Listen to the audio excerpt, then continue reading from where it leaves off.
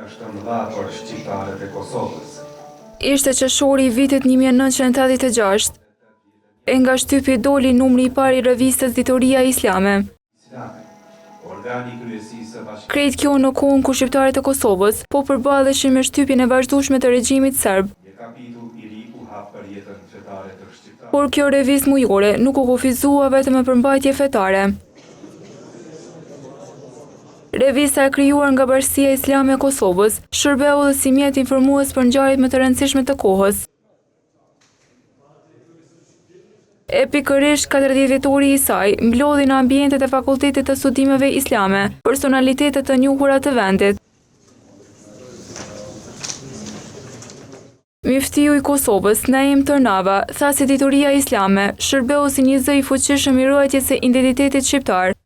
Revista Ditoria Islame nuk u kufizua në rolin e një organi informues fetar.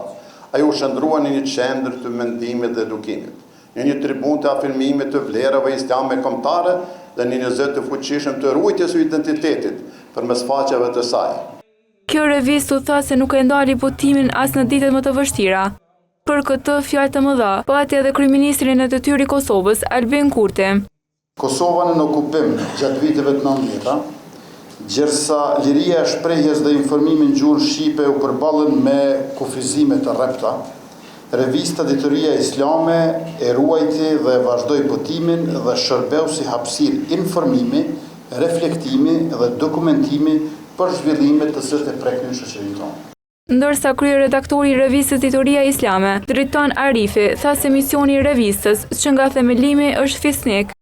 Edhe Ditoria Islame në fakt është themeluar në rrethana jo të lehta, madje shumë të vështira, por fatmirësisht falë Zotit dhe pastaj kontributit të çmuar të atyre që dhanë më të çmueshme në tyre, kjo përpos që arriti të mbijetoj.